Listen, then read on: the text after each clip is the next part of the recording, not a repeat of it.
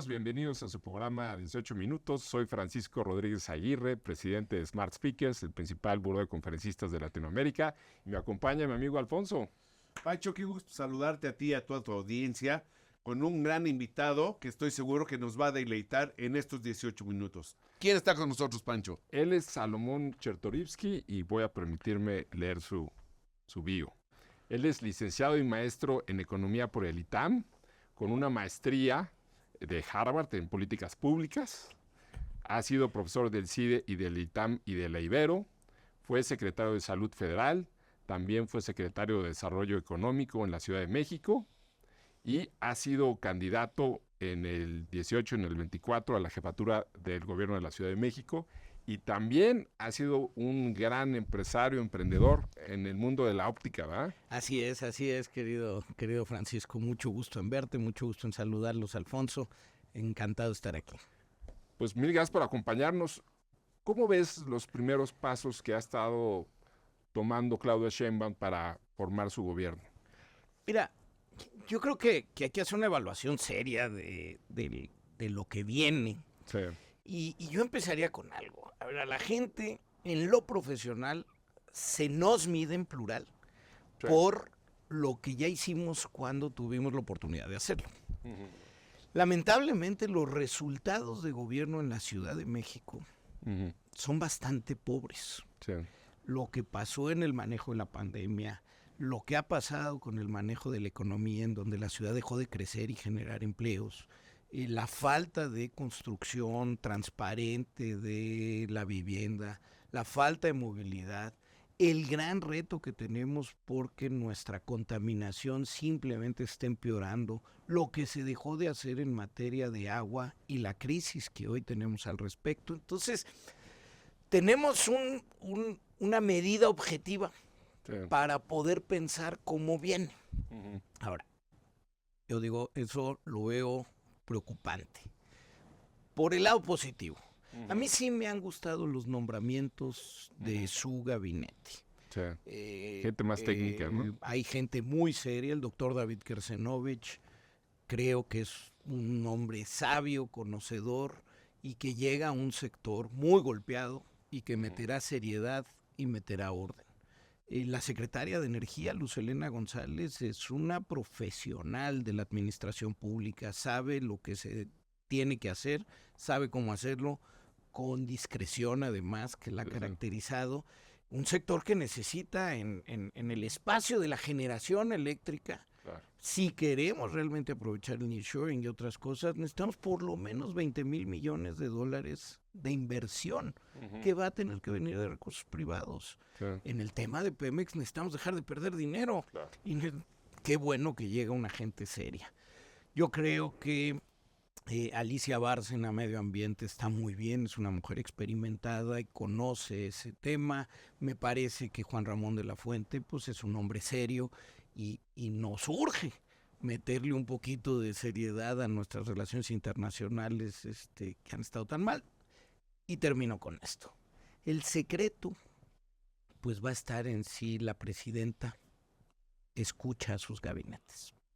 No importa si tienes talento, gente que sabe hacer lo que se tiene que hacer, si al final haces lo que quieres y ordenas lo que quieres. Si ella escucha a su gabinete, tenemos un gabinete con potencial de hacer las cosas mejor. Gracias. Muchas gracias, Salomón. Y hay algo que está haciendo mucho ruido y conforme más se va acercando la fecha del cambio de estafeta, se menciona todavía más. ¿En qué papel quedará Andrés Manuel López Obrador y cuál va a ser el verdadero personaje o liderazgo que va a seguir la presidenta hoy en día electa, ¿no? Virtualmente? ¿Cómo visualizas tú esa transición? Oye, Pocho, esa es como pregunta del millón, ¿no? De bola mágica, ¿no? Es bien difícil, otra vez. Si vemos lo que ha sido la historia me refiero a la relación entre el presidente López Obrador y la presidenta electa Claudia Sheinbaum, pues es una relación de subordinación. ¿Qué creo yo? Que ella llega por méritos propios, no exenta, por supuesto, de pues, todo el apoyo, todo el respaldo que tuvieron, pero que una vez que tienes la banda presidencial, que tienes todos los instrumentos, todo el presupuesto, pues ya estás sentada en la silla. Yo aspiro, déjame decirlo así, con esa puntualidad para no... yo aspiro a que la presidenta electa empiece a tomar sus propias decisiones. Por ahí, en alguna de estas entrevistas, le hicieron la misma pregunta a ella. Y ella decía que cuando fue jefa de gobierno que se había gobernado igual que como lo había hecho. Creo que con eso contestaba un poquito.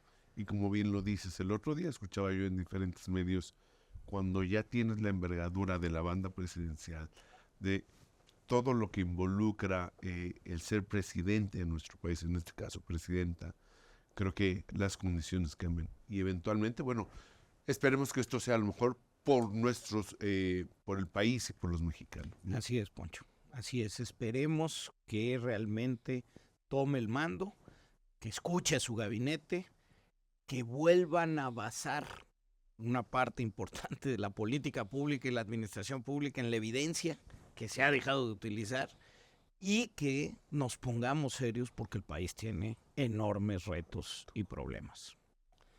Dándole continuidad a lo que estamos platicando, el presidente López Obrador pues puso sobre el tablero varias reformas antes de que saliera, ¿no?, de su mandato. Y pues aparentemente en un principio como que estaban enfocando nada más en la judicial, parecía que las demás, pero ahorita parece que varias de estas sí las quieren echar a andar, ¿no? ¿Cuál es tu punto de vista sobre todas estas otras reformas que están sacando, ¿no? A ver, Pancho, yo me iría un pasito para atrás, Sí. nada más. Lo primero es lo que estamos viviendo en estos días, en la discusión que se tendrá primero en el Instituto Nacional Electoral y después seguramente en el Tribunal Electoral sobre la sobre representación. Esa es la primera aduana.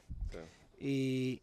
Muchos de nosotros estamos abiertamente en la batalla Sí. jurídica y política Uh-huh. para evitar que haya una proporción de diputados de Morena y sus aliados muchísimo mayor a los votos que obtuvieron, Sí. porque eso le da en la torre. Sí. Segunda aduana, si pasara esto, que primero es hacer todo para que no suceda, porque no debe de ser así en una república democrática, un voto, una persona, así tendría que ser. Sí. Lo segundo es, si llegara a suceder, en el Senado no tienen mayoría calificada. Sí. Entonces, hay que hacer un trabajo muy serio con aquellos senadores que ganaron con la oposición para que no vayan a Es que moverse. después los pueden... No, sí, bueno, ingenieros, pues ¿no? es que ese es el problema, pues Sí, que sí. llega mucha gente que tiene trapitos sucios Sí, sí. y entonces les presiona, pero ahí hay una tarea para que la oposición que ganó como oposición se mantenga firme. Y eso es el Senado. Ahora, ya en los temas. Mira, sí, hay mucho ruido porque se están discutiendo, la Comisión de Puntos Constitucionales en Cámara de Diputados ha aprobado y está discutiendo a varias reformas. Yo quiero quedarme en el objetivo que es el presidente saliente y la presidenta entrante pactaron que iban a empujar 4 reformas. Sí. Una de ellas es la judicial. Sí, sí, Y creo que esa es la batalla central. sí. O sea, el poder judicial en nuestro país, por supuesto que necesita una reforma. Sí. Necesitamos mejorar nuestro poder judicial, pero lo que se pretende hacer es simplemente ridículo. Entonces, podríamos discutir de muchas otras cosas que se están hablando. Ayer mismo se aprobó nuevas causas para la prisión preventiva oficiosa. Sí, O sea, sí, sí. son cosas, a ver, Sí. es un desbarajuste tremendo, Ujú. pero la piedra nodal de lo que puede venir para nuestro país y para nuestra democracia está en el poder la misma judicial. desaparición de los organismos autónomos, ¿no? Sí. El INAE, ¿no? O sea, el acceso a la información. Pues Mira, eso, lo han pues, querido todo el tiempo, la COFESE, la Comisión de Hidrocarburos. Ahí está todo el tiempo en este malentendido de que no se necesita, ¿no? Y que con eso se ahorra. Otra vez, un pensamiento fantasioso, mágico. Creen que todo se arregla con la voluntad de... Y no fue un gobierno 6 años voluntarioso en donde los prejuicios del presidente privaron sobre las decisiones técnicas estudiadas. Y así está esta discusión, así está con el hígado y con el corazón y pues bueno, pues nos toca dar la batalla por la racionalidad. Sobre todo, si me permites decirlo, creo que con el hígado, ¿no? Tendría que hacer mucho más desde la parte racional.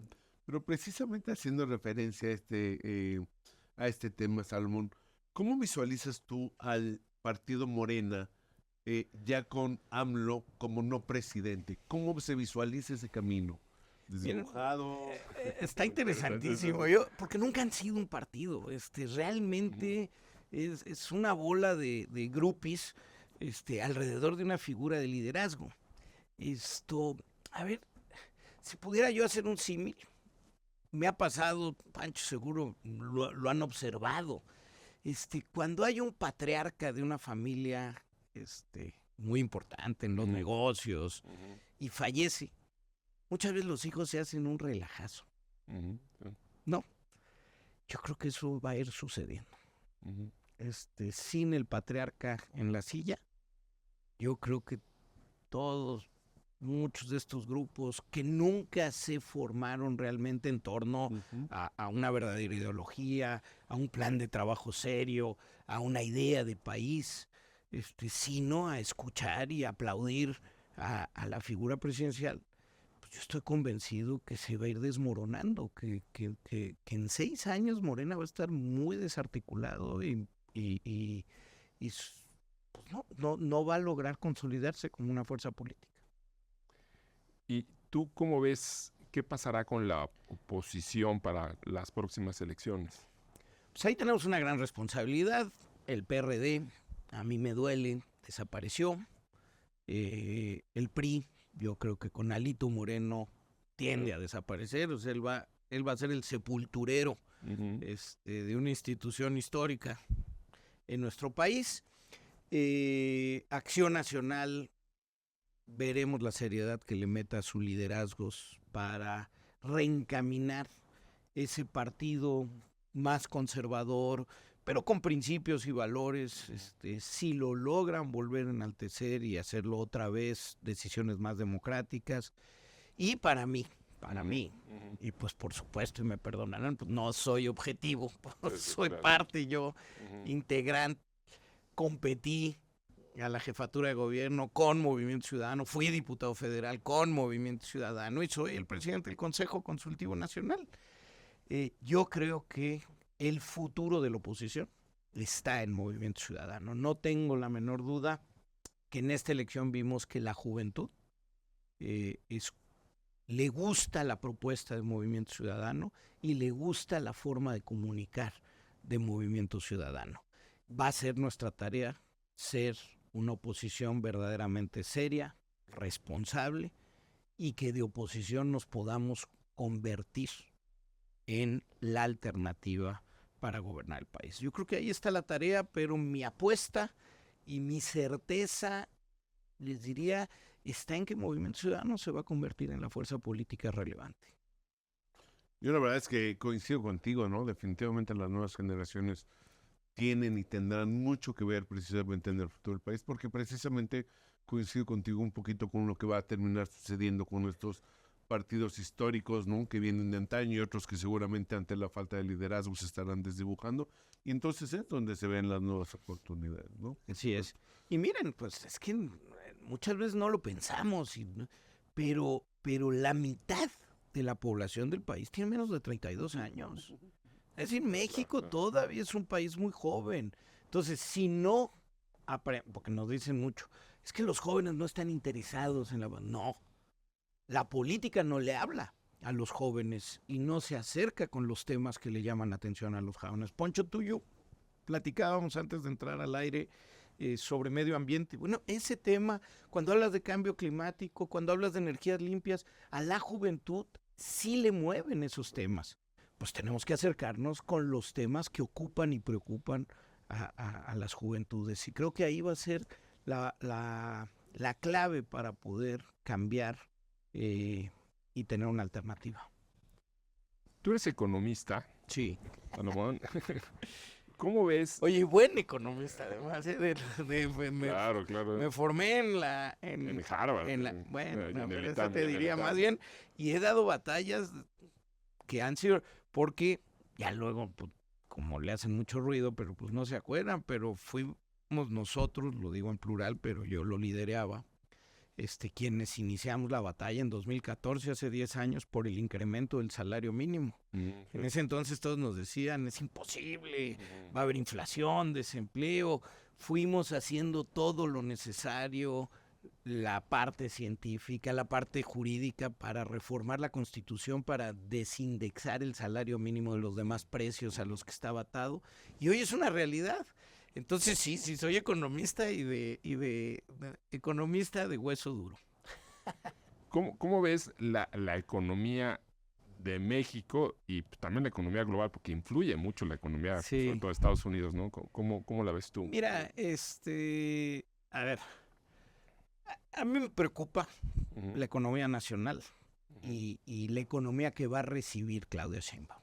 ujú. Y no, y lo digo con toda puntualidad, estamos lejos de una crisis de error de diciembre, o estamos muy lejos de eso. Nuestra solidez macroeconómica bastante firme, pero sí hay varios síntomas que nos deben de preocupar y que al gobierno lo deben de ocupar. Es decir, a uno, desde el año pasado vemos una tendencia de crecimiento a la baja. Ya el último trimestre ya crecimos al 1.1%, o sea, nada. Y así viene. Y no se ven elementos para poder crecer. El sector manufacturero tuvo su peor trimestre. Es decir, la fantasía del nearshoring, no se han dado los elementos para poder aprovecharlo con todo. Todavía con los incrementos del dólar en las últimas semanas, derivado de lo que sucedió en Japón y los anuncios en Estados Unidos, el desempleo, etcétera. Pero todavía el peso está muy, déjame decirlo así, está por debajo de donde tendría que estar, y eso nos afecta a nuestro mercado de exportación, por ejemplo, agrícola. Eso ha hecho que sustituyamos mucho producto en el consumo interno manufacturado en México por producto de importación. Entonces, por primera vez en varios años estamos viendo un descenso también del empleo formal en el Instituto Mexicano del Seguro Social, que esto, cuando se terminen o no haya dinero para las obras faraónicas, llámese Dos Bocas, Tren Maya, pues ahí es alrededor de 1 millón de empleos que se están generando, también se van a perder. La inflación no cede. Y los requerimientos del gobierno para pensiones, tanto las pensiones y para nuestros requerimientos de deuda, más las cosas básicas, salud, educación, seguridad, los ingresos del gobierno ya no dan. Entonces nos tenemos que poner con seriedad a discutir una reforma fiscal seria. Y todo esto pues ya han anunciado que no lo quieren hacer. Entonces, y si le sumamos Pemex, que ya comentábamos, entonces el panorama económico para México no está fácil. El panorama mundial, yo estoy más tranquilo, y yo creo que lo que sucedió en las últimas semanas con los mercados, pues, en una semana y media se recuperaron. No, Sí. yo creo que fue más una llamarada de petate. No le veo un riesgo, no veo un riesgo recesorio en los próximos meses. Quizás hacia finales del próximo año, va a depender mucho de lo que pase en Estados Unidos. Entonces, yo veo estabilidad, pero con enormes retos y muchos puntos específicos de preocupación que el gobierno entrante tendrá que ahora sí que tomar el toro por los cuernos. Ocuparse y darle solución. Sí, no va a salir de manera fantasiosa. Si seguimos tirando el dinero en Pemex, sí, necesita una reingeniería financiera. Si queremos aprovechar la relocalización o el nearshoring, pues necesitamos capacidad para generar electricidad. Necesitamos gas natural y proyectos de gas natural. Necesitamos certeza jurídica y seguridad en los espacios donde, si no logramos esas condiciones, pues no vamos a aprovechar el tener al socio comercial más importante del mundo en nuestra frontera norte, como lo podríamos aprovechar. Ahí acabas de tocar un punto muy importante y hace rato lo mencionaste, Salomón. Dependeremos un poquito de lo que sucede en Estados Unidos. ¿Cómo visualizas este tema de Donald Trump, el remonte de Kamala Harris, ¿no? Que creo que a todos nos sorprendió cómo va hoy en día, desde tu perspectiva política, económica, como empresario, ¿cómo lo visualizas este cambio hacia México? Mira, es nuestra relación más importante, digo, Sí, es claro. una perogrullada decirlo, pero estamos interrelacionados de manera profundísima. De entrada, hay 36 millones de personas que habitan en suelo americano que tendrían derecho a tener pasaporte mexicano. Es decir, somos un país dividido en dos territorios. Hay que entender nuestra dimensión binacional y lo que eso implica en muchos terrenos. En Estados Unidos están muriendo más de 100,000 personas al año por fentanilo.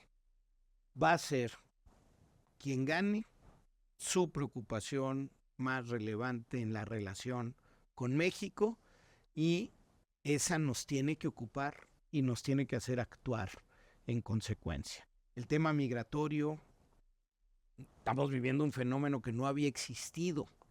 Siempre éramos un país expulsor, ahora somos un país de tránsito, un país de estadía, un país de retorno, un país de refugio. Lo vemos en las calles de la Ciudad de México. Necesitamos meternos a ello nosotros, independientemente de quién. Ahora, yo aspiro también a que se consolide el tema de Kamala Harris. Creo que además el gobernador de Minnesota vino también a aportar una cosa muy relevante. Creo que traen aire. Las últimas encuestas pues la ponen por arriba hasta 5 puntos. Los estados clave, Los ¿no? estados swinger están casi todos arriba o empatados, y eso es importante. Eso no había pasado en los últimos meses.